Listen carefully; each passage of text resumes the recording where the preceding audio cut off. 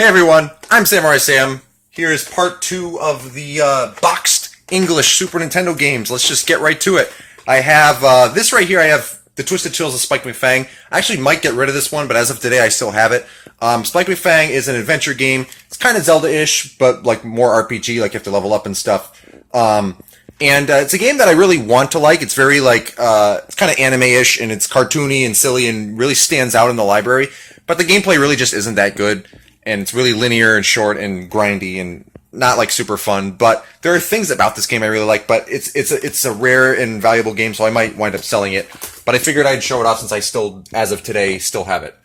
So let's see. I was here last time, so let's start with a PAL game here. We've got Poppin Twin B. This is a European release. This is the UK version. It's a shoot 'em up from Konami. Twin B is a long-running series. I've already mentioned it on this video series. And this is very cartoony, anime-ish art style. This is the first Twin B game that was made, or is it the first? I know this is a game that was made for home console specifically, rather than being an arcade game first. I don't remember if it's the first Twin B game with that distinction or not, but it's a very good game, good music, solid multiplayer, and a cool, unique option where for multiplayer, you can change the options so the fire will be focused on player one. So if you have a friend who's not very experienced with shoot 'em ups and you want to play with them and you want them to just die, then this game gives you a way to accommodate them. And I think that's really cool. I wish more games did stuff like that. Yeah, we didn't get this game in America. This kind of anime art style didn't fly. If this did get released in America, this would be like replaced with some kind of gritty, realistic looking people, and that would have been weird. So maybe it's for the better. I don't know. But then we have another one in the series. We got Poppin Twin B Rainbow Bell Adventures. In Japan, the Poppin isn't in the title. That's just added so they know it's connected to the previous game, I guess. But this is a game by Konami, and obviously, I just said that. But this harkens to one of Konami's other series, which is Rocket Knight. And this Poppin Twin B Rainbow Adventures controls a lot like a Rocket Knight game. And it has like a rocket boost and everything. And the music is actually the most Genesis-y music I've ever heard on the Super Nintendo, probably. Sadly, though, this version of the game is really kind of butchered from the Japanese version. They took out a lot of like the story and dialogue. They took out like the secrets in the levels, and they changed the levels to linear progression rather than like opening up, unlocking certain levels one at a time. So this really isn't the optimal version of the game. But it's cool to have it, though. I enjoy like the box and manual in English and everything, and I think that's really neat. And it's also got co-op. It's a pretty good game, but like, you know, the Japanese version is just a lot better. We have Prehistoric Man. This is a game that doesn't really get talked about too much. I think this is a port of like some kind of PC game or something. But it's a platformer. I've had this game since I was a kid, but I didn't beat it until very, very recently. Part of the reason is because one of the main flaws of this game is that there's no save or password system. That kind of sucks because the game is like more than 2 hours long, probably. So you really need to have like a lot of time in front of you to really properly play through this game. But it's pretty fun. It's not perfect. It doesn't have the best controls in the world, but it's kind of got like a collect-a-thon sort of vibe going for it. Like, you don't have to collect everything, but there's a lot to collect if that's what you're into. Pretty solid graphics, level designs. I enjoyed the boss battles in this one a lot. I thought they were pretty well done. And the game's got some personality and humor. Fun fact, it has Spanish and I think French translations, which is rare for an American release at the time. And the Spanish translation is really bad. A lot of like errors and stuff in that one. And also it's got really funny ending credits with like fake scientific names that are humorous of the various enemies. Here's Prince of Persia. Now, Prince of Persia is one of those games that got ported to a million different systems, but this Super Nintendo version kind of stands out because it's different. It's got like a few like things changed and added, I think. I haven't actually played it myself, but like it's got like new music and stuff, and it's a very unique and good version of the game. And Prince of Persia is one of those kind of like I don't know if you'd call it cinematic platform, but one of those platforms with kind of intentionally stiff controls. Like you're not supposed to be able to just get around everywhere very easily. Yeah, I need to spend some time with it myself. Another one of those games I just haven't played that much. We've got a rather obscure game here. We've got Pushover. This is a game that's about setting up like dominoes and getting them all to fall in like a certain period of time. And there's all kinds of like different moves and stuff you can do to like solve the puzzles. It's a puzzle game, basically. And I haven't played it a lot, but I'm really intrigued by it. It's one of those kind of, as they say, the phrase has been done to death, but it's a hidden gem in the Super Nintendo library. It's one even to this day that people don't really talk about that much, but it's a pretty solid game, from what I can tell.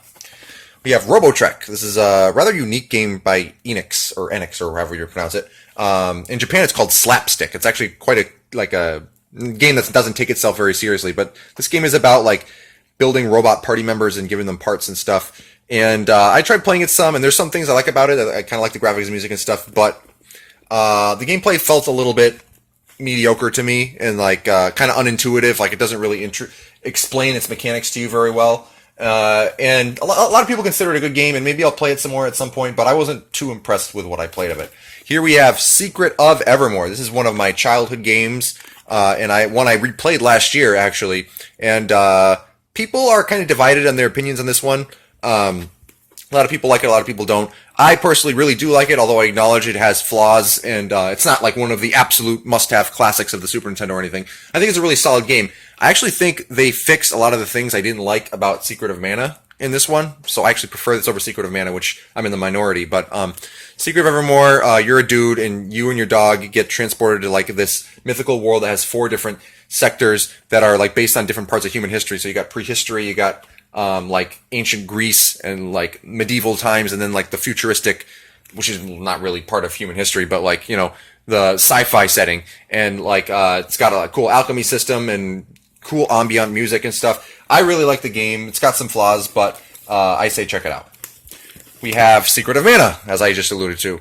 And Secret of Mana is, to me, one of the most overrated games of all time. Granted, that doesn't mean it's entirely bad. I do really, really like the soundtrack. I like the concept of having 3-player, but in practice, I don't think it works that well. It's an action RPG, and I think it's very rough around the edges. It's got a lot of things that really bug me about it. A lot of people do really like this one, so if action RPGs are your thing, maybe you would enjoy it. Just sharing my opinion. This video is kind of about my own thoughts on my games. We have Shadowrun, rather unique game in the Super Nintendo library. This is kind of a more Western-style RPG, and it's very different in tone and stuff. It's got like a cyberpunk tone, kind of adult-ish. Like, I know it's censored a little bit, but it's still very much like kind of an adult in tone sort of game. And I haven't played it very much, but I definitely want to. It's different from the Shadowrun on the Genesis, so it's worth having both if you're into this sort of thing. We've got SimCity. This is one of the launch titles for the Super Nintendo. This is actually a reprint copy, as I found out later. As you can see by the E for everyone, like the ESRB wasn't around at the first release. But SimCity probably doesn't need an introduction. It's about building a city and like maintaining it like over time as time passes, and like making sure like, you know, the infrastructure is good and like dealing with natural disasters and stuff. And the Super Nintendo version adds some touches that make it a pretty amusing version of the game. It's probably technically obsolete, but it's still very much playable. It's not like it's unplayable by any means. It's a cool game. We've got Smash Tennis. Here's another European release. This is considered one of the best tennis games on the system. It's called Super Family Tennis in Japan. It was never released here. It's got multi-tap up to 4 players, which I believe Super Tennis did not have. It's got like a variety of different courts, some of which are kind of unique, I think. Solid gameplay. I haven't played this one a lot, but I do want to. It seems like a cool game. We have Soul Blazer. Now, I played Illusion of Gaia a lot when I was a kid, and then when I was a young teenager and I got the internet, I found out that this was like the spiritual predecessor to Illusion of Gaia, so I was really excited to play this, and I wasn't disappointed. It's very different from Illusion of Gaia. Basically, you go through dungeons, and as you defeat enemies, different segments of the town get restored, and it's really neat, and you have like a magic system that's rather unique, it's a lot of fun. And then, like, as you progress through the game, you can go back to old areas and defeat enemies you couldn't defeat before, and resurrect more of the town and stuff. I might have 100% of this game. I'm not sure, but yeah, very fun game, Soul Blazer. Kind of seems like an early Super NES title when you play it, but that's okay by my book. It's not like that in a bad way. We have Super Street Fighter 2 Turbo. Street Fighter probably needs no introduction. One of the most popular games of its generation. Basically invented a genre, or rather, perfected a genre, maybe is the right way to put it. And this is not the original version of Street Fighter 2. This is like the 3rd revision, I think it is, after Champion Edition. It adds like a turbo mode for faster gameplay, and it's just a really good time. And what can I say? Everybody likes Street Fighter, pretty much. Super Adventure Island 2. Now, this is not like other Adventure Island games. This is more like an action RPG, actually, with some of the basic gameplay elements are the same, but very different gameplay-wise, and I haven't played this one a lot, but I definitely want to. Seems very cool. We have one of my favorites. We got Space Megaforce. This is, in my opinion, the best shoot 'em up on the Super Nintendo. There's just so many like cool weapons you can get in this game that make gameplay varied and fun, and a lot of different like options to add replay value and such. It just feels like it's a very fun game to play. Like I think, and it stands out among shooters because of the great weapon variety and everything. And people who say Super Nintendo doesn't have shoot 'em ups, I think they should consider that game. I think it's actually honestly for me personally, I'd take that over any Genesis shoot 'em up. Not that the Genesis shoot 'em ups are bad, but I just like Space Megaforce that much. We have Sparkster. This is the sequel to Rocket Knight Adventures on Genesis. This is completely different than the Sparkster, the game called Sparkster on the Genesis, even though the box art is the same. And yeah, it's just a really solid action platformer. Not one of my absolute favorite platformers on the Super Nintendo, but very solid. Really good music, good gameplay, cool, fun mechanics. Yeah, it's a cool game. Recommended. I would recommend Rocket Knight Adventures first because it's cheaper and you can get a feel for like what the game is like. And then if you like that, you can go move on to that one.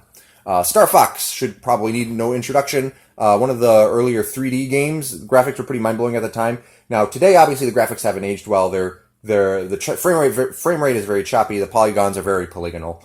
And but the gameplay actually holds up pretty well. It's still fun to play all these years later. Definitely not as good as Star Fox 64.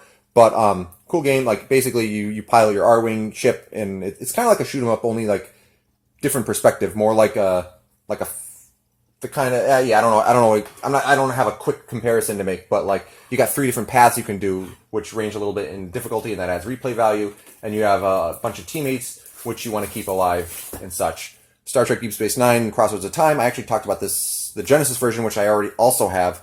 Talked about this a little bit. Platformer based on the Star Trek Deep Space Nine TV show. I really like the TV show. This actually seems like it does a pretty good job of representing the universe. This was made very early in the show's run as well.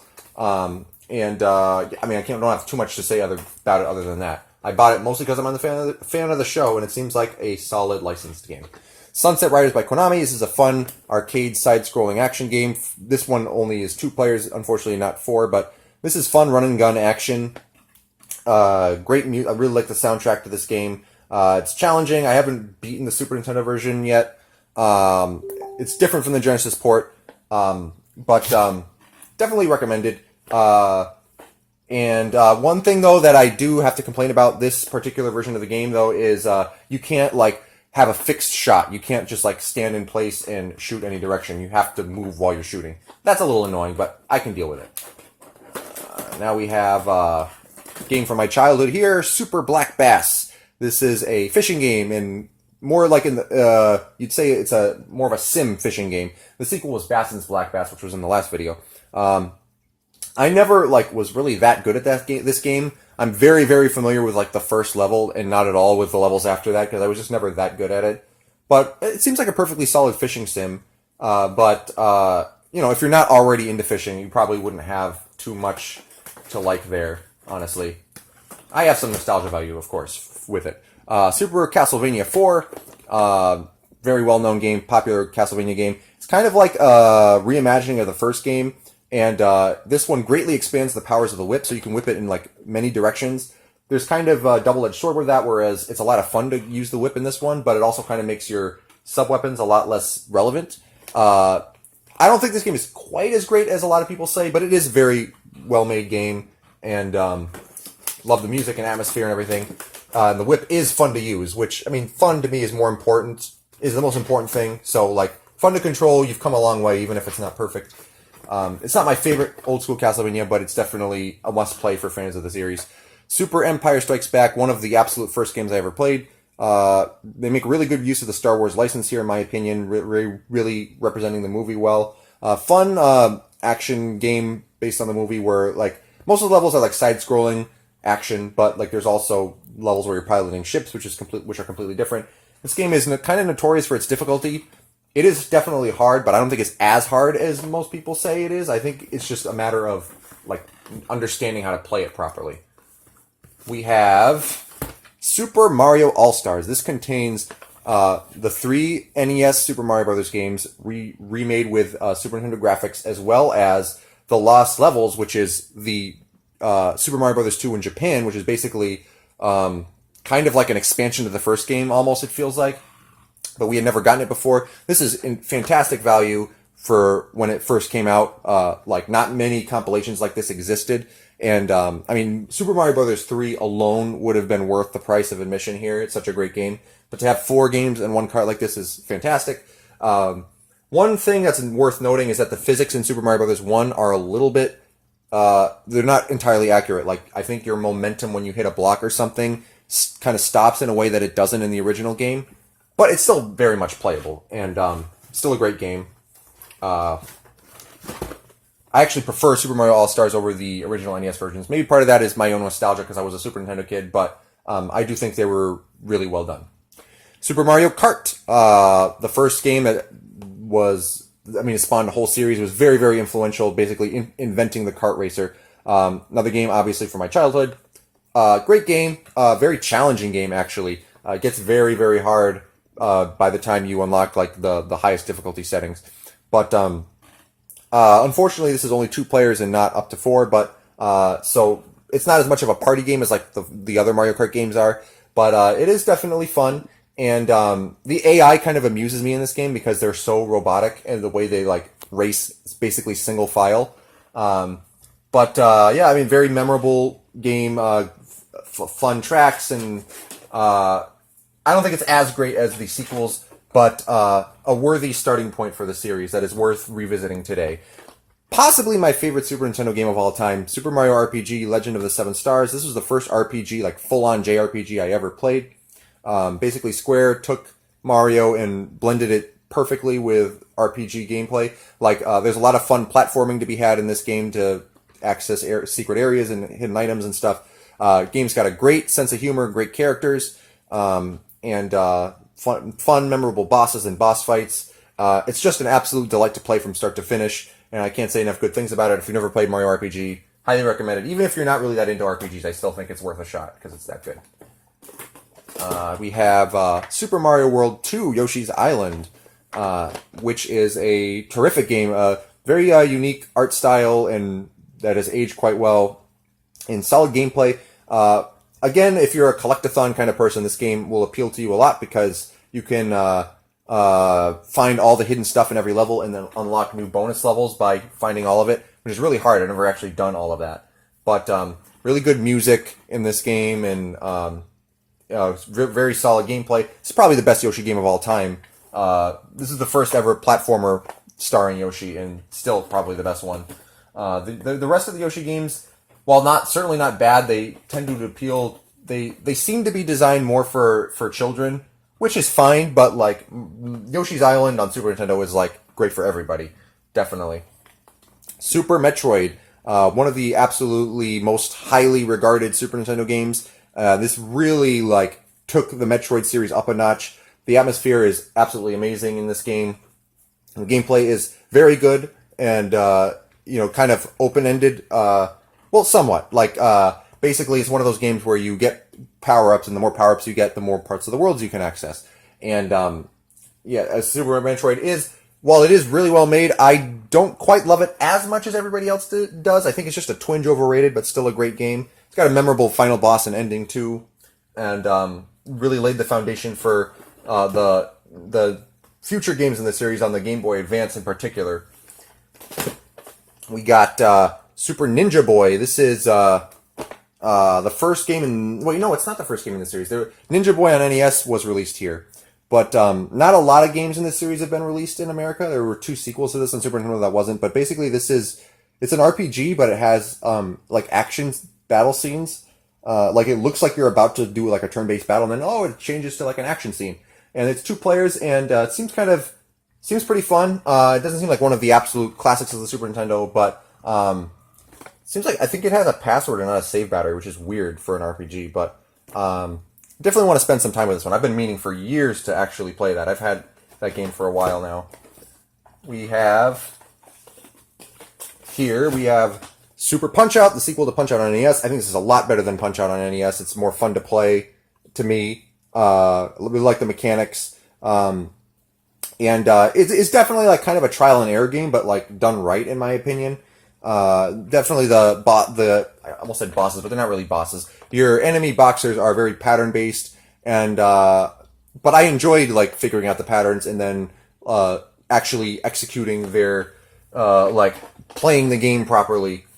And yeah, there's a lot of variety to the enemies you fight, and it just feels very rewarding to play. Two-player mode might have been fun, but no, alas, they did not do that. It feels a little bit less like a straight-up, like Simon Says memorization game than the NES game. Like, you're a little bit more free in how you, like, conduct your offense, I think. But it's still very...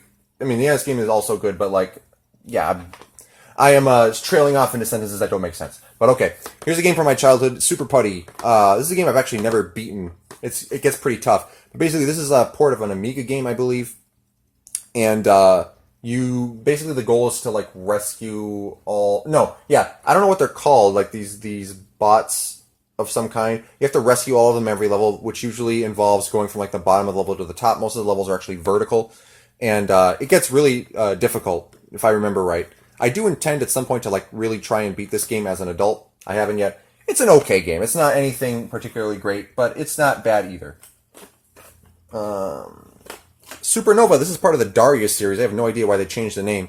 This is a shoot 'em up that has a bunch of branching pathways like Darius usually does.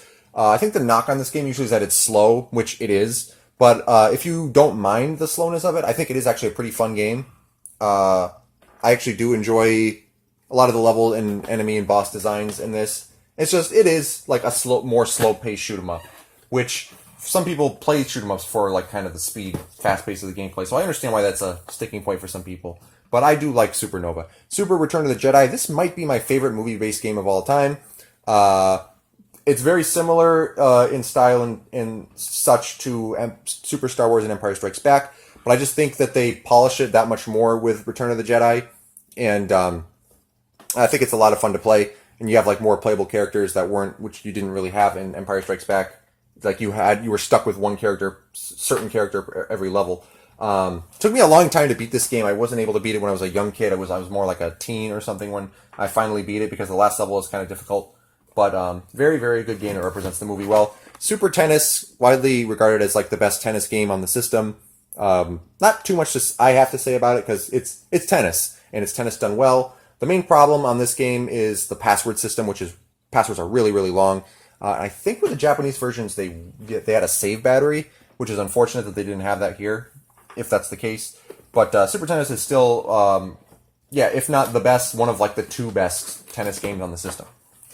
Tecmo Super Bowl. Everybody talks about the NES version of this game, and everybody seems to love the NES version. And this version seems to get forgotten, but like I would argue this version is better. Like they just spruce up the graphics and sound and everything. And they updated the rosters. There's no more Bo Jackson in this one, so he's not like terribly overpowered. One of the best sports games of all time. What more can I say about that? Do kind of want to keep this video moving. Here's a big one. We got Terranigma. This is actually the Australian release, which has a different box art than the European release. If you know much about import games, you probably know what this is. This is the spiritual successor to Illusion of Gaia, the third in the Soul Blazer trilogy, as they say. It's a fantastic game. One of the absolute greatest soundtracks on the Super Nintendo. Great story. Just quality gameplay, just quality game all around, and never sadly released in America. This is one of the earliest games I imported because, again, Illusion of Gaia was a great childhood game for me, so I really wanted this. And, I don't know why this has never been re-released, but it definitely has to be at some point. Like, come on, guys. Got to make that happen. Let us Americans buy it legally without having to import. Here's Tetris 2, which is far less famous than the original. But I think it's still pretty good. I think it's got kind of like a Dr. Mario thing going on where you're like eliminating blocks. And it's solid. It's not anything really great. It's not going to dethrone the original, but it's a cheap game, so it's recommended. Link to the Past. What more can I say about Link to the Past that hasn't already been said? They took the Zelda formula from Zelda 1 and just like, in my opinion, greatly improved it. Made it more streamlined, made it a little more obvious where to go while not taking away like the freedom of exploring the world. And I love the light world, dark world mechanic of Link to the Past where like things in the dark world will correspond to things in the light world and you can affect things in one world by going to the other and doing things that are equal. Yeah, I can't talk. But yeah, Zelda Link to the Past is one of my favorite games of all time, and for good reason. I'm currently in the middle of doing a minimalist run where I only get the fewest possible power-ups, and that's a lot of fun. Legend of the Mystical Ninja. This is a Goemon game. We didn't get a lot of Goemon games in America, but this is one of the few. And this game, it's kind of hard to describe this game. It's an action game. It's got some segments where you're going around a town and doing some fighting even in the town. But like you can do stuff like you can do mini games and like acquire, buy things and such to help you during the actual levels. Then you go to the levels and they're like side-scrolling action levels. And it's a fun game. I got a little frustrated with it when I tried to play it. I didn't actually finish it. I made it close to the end. I think it's got some flaws and some cheapish gameplay, and if you can really like kind of get screwed over if you make it to the end and then aren't able to you get a game over, like you can't start again with all the stuff you had, and that's kind of annoying. I don't think it's one of the best Goemon games, but it's not bad. The Adventures of Batman and Robin. This is based on obviously the animated series. This is by Konami. This is completely different than the one on Genesis, and this is like a side-scrolling action game. I haven't played this one a lot, but I think it seems really impressive. The music is really, really good, and the graphics are solid too. I've heard this one's pretty hard, but I just haven't spent a lot of time with it, but I definitely want to. Here's another PAL import, the Fireman game released in Japan and Europe only. This is a top-down action game, much like Pocky and Rocky, which we looked at a couple episodes ago, and sadly, there's no two-player. I feel like that's kind of a missed opportunity. But basically, this building is collapsing. There is actually a little bit of story to this. And you're going around and trying to put out the fire wherever you go. And you can rescue people. And like at the very end of the game, when you beat it, you're graded on your performance. And I think it's really good. It's a little short, but that's all right, I guess. Could have used some more content and more modes. But as it stands, it's a very solid game. Recommended. It plays actually like kind of like a shooter almost, rather than like an actual firefighting game. It's not realistic by any means. Tetris Attack. This is one of my favorite Super Nintendo games in general. Basically, this is not really much like Tetris, really. Like, there's these squares, and you have to like line up 3 or more in a row or a column to eliminate them. And it's the fun in this game is the multiplayer. There are single-player modes, which are a lot of fun as well. Don't get me wrong, but like 2 players where it's at. Like you can like chain and combo them in order to like drop garbage on your opponent, and it's just a blast to play in my opinion. The original game in Japan, which we'll get to, had like fairy characters. This one replaced them with characters from Yoshi's Island, which is cool. I highly recommend it if you like puzzle games and the like. Here is the Ignition Factor. Unlike the Fireman, this is a little bit more realistic of a firefighting game, and like you have resources and you can take with you to the levels. And like depending on, I guess, what the situation is, you want to take certain things and not other things. But I haven't spent a lot of time in this one, so I can't give a lot of comment. But it seems like an interesting, unique game in the Super Nintendo library. I look forward to trying it at some point. We got the Lost Vikings. This is a game where you have 3 different characters with 3 different abilities that you have to utilize to get through every level. If you're playing single player, you just switch between them. You can also play 2-player, and the other player also controls the Viking on the screen. Really fun, like kind of puzzle-based action gameplay. Highly recommended, especially if you have a friend, because that just makes the game like go by a little quicker. Really good music in this game. Really good humor in this game too. Like really like crazy. Like I forget if they actually break the 4th wall, but the humor gets kind of to that level of silliness where you're like, okay, they're not even like trying to remotely put on like any kind of a serious facade, if I may say. The Magical Quest starring Mickey Mouse. I have beaten the Great Circus Mystery, but I haven't played this one very much yet, and it seems like it's very similar to that one, so I'm sure I will like this game a lot. Capcom's Mickey games were quite good, so I look forward to playing that some. We have Travelers. This is one of the first games I ever played. Great nostalgia trip for me. I'm surprised at how obscure Travelers remains to this day. I think it's actually a pretty solid game. It kind of takes inspiration from Lemmings in that you're trying to rescue these helpless idiots that will just wander to their death if you don't do something about it. But unlike Lemmings, you actually control a character in the room with them, and you can build blocks, and there's all kinds of different blocks that do different things to affect the environment. And it's kind of like an action puzzle game, I guess you'd say. It's got really good co-op mode, like 2-player modes, not just co-op, but also versus, like co-op and versus. And I think it's a really solid under-the-radar game. and I would recommend it. I like the music too in this one. I think it's a port of an Amiga game, actually. But I don't even think the Amiga game is really all that well known. One of the best box arts on the Super Nintendo. This game is called Tuff Enuf, but if you read the front cover, you would think it's, "Hey punk, are you tough enough? Master the moves to master me." Basically, this is a fighting game, and I haven't played it a lot, but I think it's kind of unique. Like, I think you, like, unlock moves as you play in Super Nintendo or something like that. And, yeah, it's a little different than, like, the typical, like, arcade fighter from the day. And I haven't spent a lot of time with it, as the case with a lot of these, but I think it seems pretty neat. And I just had to have it just for the box. Uniracers. This is a game with one of the funniest instruction manuals I've ever seen. And, look, there's just hilarious jokes and, like, yeah, I mean, I'll let you Google it and look at it for yourself sometime. But this is like a side-scrolling racing game. It's very unique, especially for the Super Nintendo. And, like, the color of the track kind of tips you off as to what's coming next, and you have to, like, adjust accordingly. I want to say this game was made by the people who went on to make Grand Theft Auto. I think, like, this is like before Rockstar was Rockstar or something like that. But it seems like a cool game. It's got a good reputation. I haven't played it a lot, again, but recommended if you like racing games. And then finally, last game of this video is going to be Zombies Ate My Neighbors. It says Konami, but it's actually not Konami. I think it's LucasArts, I want to say. I don't remember. But Zombies Ate My Neighbors, kind of a famous game. Again, it kind of stands out in the library. Action game, like top-down perspective action game, where you're trying to rescue like all the people in a given level. And it's a fun co-op game. There's all kinds of like weapons you can get in this game. It gets really, really difficult and probably kind of unfair too as you progress. And if you try to continue with passwords, you're going to start out with guns really bad late in the game. So passwords really don't work that well up to a certain point anyway. So I'm not sure if I'll ever actually beat this game because it's really very difficult. But it's a fun game. Like, if you just have a friend over and you want like something fun to play for the two of you together, this is a very solid choice.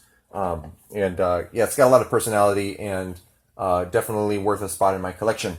And that is it for the boxed English Super Nintendo games. It took us 2 episodes to get through them. We did it.